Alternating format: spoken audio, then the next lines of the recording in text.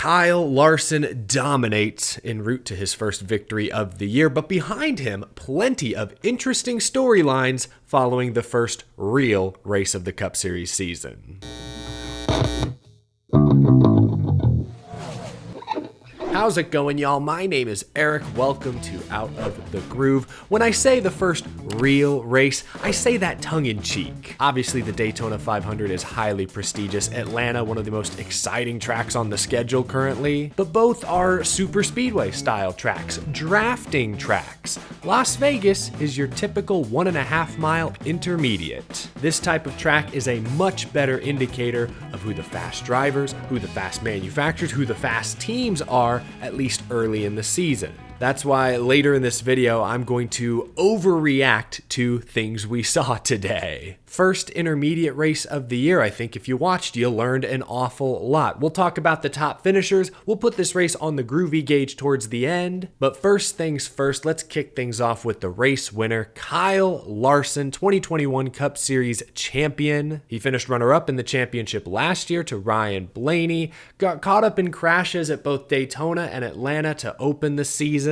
But I said it last week, Kyle Larson has greatly improved his pack racing ability. At some point, his luck is bound to turn around. But intermediate tracks, like Las Vegas Motor Speedway, are where Kyle Larson has done the most damage in recent seasons. Larson won the Las Vegas playoff race last fall. He finished second in the spring race 1 year ago. You look at other mile and a halves on the schedule last year, he finished second and fourth at Kansas. He wrecked racing for the win at Texas, wrecked racing for the lead at Homestead. Sometimes he feasted, sometimes he flamed out, but one thing was for sure. That 5 team was fierce at the intermediate style tracks last year. And really ever since Kyle Larson got to Hendrick, I think that's been the case. Larson was by far the odds-on favorite to win this week. The favorite gets it done. Larson led 181 laps, 2/3 of the race. He swept the stages. Max points day for Kyle Larson and the number 5 team. I can't think of a single mistake they made all day long. Even with Tyler Reddick breathing down his neck in the closing laps, Larson did not step out of line. He used that clean air to his advantage. He aero blocked only as much as he needed to, never put himself in a sketchy in-between awkward position, and held on to get the win. He did that really at the end of stage 1, stage 2, and stage 3. All 3 stage ends, effectively. It was like deja vu, one after another. Reddick closing, but not quite able to catch Kyle Larson. Congratulations to Kyle Larson. Looked to me like Hendrick Motorsports picked up right where they left off in 2023. The 5 and the 24, really fast contenders for the win, while the 9, ran 8th to 10th. The 48, it was top 15. We'll look at the results in a minute. Overall, a good day for the 4 Hendrick Motorsports teams, but there is such a gap right now between Larson and Byron and Elliott and Bowman. And I don't really understand why. Obviously, Kyle Larson is a champion, William Byron likely a future champion. They're great, but Chase Elliott's also a champion. Alex Bowman, he's won 4 races in a single season before. None of these guys are bad. They should all be running much closer to each other than they have been for much of the past year plus. So like I said, I'm going to overreact to a few things I saw here in the first real race of 2024. My first, perhaps, overreaction is that Hendrick Motorsports looks exactly the same as they did last year. Larson and Byron likely going to be championship contenders, potentially championship favorites for the 2nd year in a row, while Chase Elliott and Alex Bowman still seem to be lagging behind. I'm not sure what the difference is, but it's something I'm sure many Hendrick fans would like to get to the bottom of. Let's talk a little more about second place finishing Tyler Reddick, because while Larson had a max points day sweeping the stages, Tyler Reddick was nipping at his heels from start to finish. Finished second in stage 1, second in stage 2, second in the final race. Oh, I could feel his pain getting out of the car. He looked mad. Race car drivers hate finishing second, especially a close second. But finishing a close second to the same guy 3 times in one event, gosh, that's excruciating. My second possible overreaction of the day, Toyota is right where they need to be. A lot of talk about the new Toyota Camry, the new Ford Mustang. It's clear Ford still has work to do getting the balance just right. I know Ryan Blaney finished 3rd. Great for him. Good finish, but he wasn't even in the picture in the closing laps. Take a look at the top finishers right here. I think the 3 best cars tonight clearly were Kyle Larson's 5, Tyler Reddick's 45, and William Byron's 24. Even though Byron finished 10th, again, he had to come back from being a lap down. I think he had one or two slow pit stops there in the final stage. He was battling track position all night, not because the car was slow. Then you could make an argument that Ryan Blaney was maybe the 4th best car, but I think from there it's a toss-up between Blaney. Chastain looked pretty darn fast despite being on older tires there in the final laps. Ty Gibbs came back to finish top 5. He too battled back from adversity. He didn't have first gear in that Camry. I'm not saying Ford is way off by any means, but it's clear to me that the new Toyota Camry right now is better than the new Ford Mustang Dark Horse at this intermediate track style of racing. That may be an overreaction because it's just one race, but that's what I saw tonight. That's not to take away from Ford. A few Ford drivers had fantastic runs tonight. Blaney in 3rd, obviously very good. Joey Logano started on pole, dropped like a rock early on, but still battled around the top 10 all night, gets a solid finish. Noah Gragson, the Las Vegas native, comes home 6th. This is already his 2nd top 10 of the season.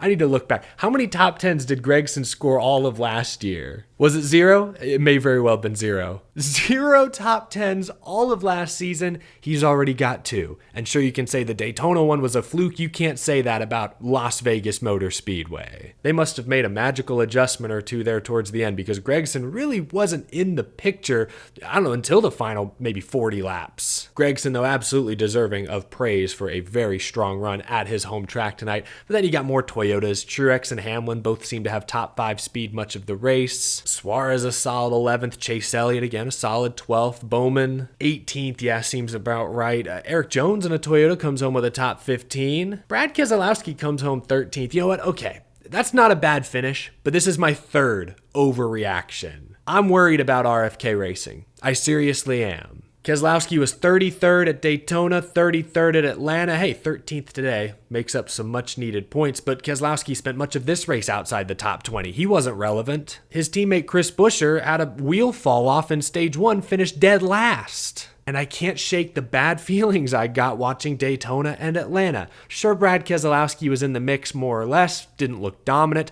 Chris Buescher was nowhere to be seen. For the past few years, we could always count on both the 6 and the 17 being up front at super speedways. That has not been the case so far this year. Now seeing Buescher and his pit crew struggling in intermediate. Keselowski did not have good speed today.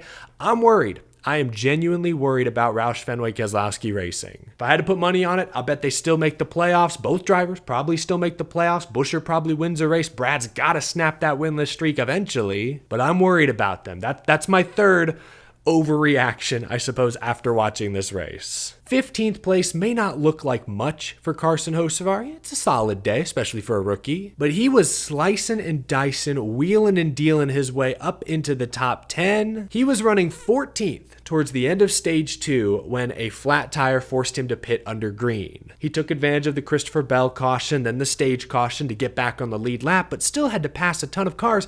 Midway through stage 3, Carson Hocevar was in the top 10. That's a lot of good race cars you're asking a young rookie driver to pass late in a race. So for Hocevar to come back and finish 15th, I was impressed. I was very impressed with Spire Motorsports' speed today overall. This is my next overreaction. Spire Motorsports may very well be a legitimate playoff contender this year. Yeah, I know beginning of the year during the offseason, Corey LaJoie was talking a big game saying, hey, if we don't win, if we don't make the playoffs, we'll all be disappointed. That's all well and good. They're supposed to have big expectations, but LaJoie's never won a NASCAR race. Spire, they look damn good in trucks. They haven't done anything in Cup up to this point, except for, I guess, Justin Haley got that rain win in 2019. But I'm sure very few fans out there genuinely had a Spire Chevy in their preseason playoff bracket. Yeah, some probably did, but I'm sure it was not the majority. Corey LaJoie was running top 5 today, midway through this race, legitimately, on pace, had top 5, top 10 pace. Carson Hocevar, a rookie, legitimately had top 10 pace. Zane Smith,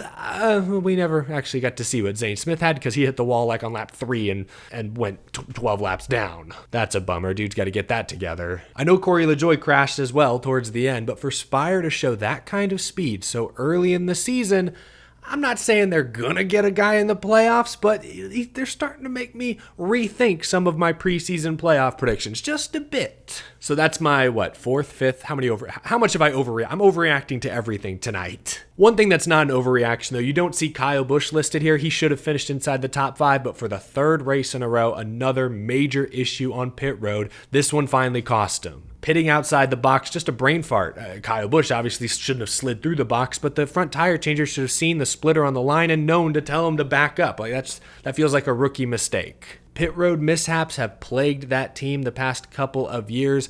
It's on another level to start 2024. I know Richard Childress has already made some roster changes.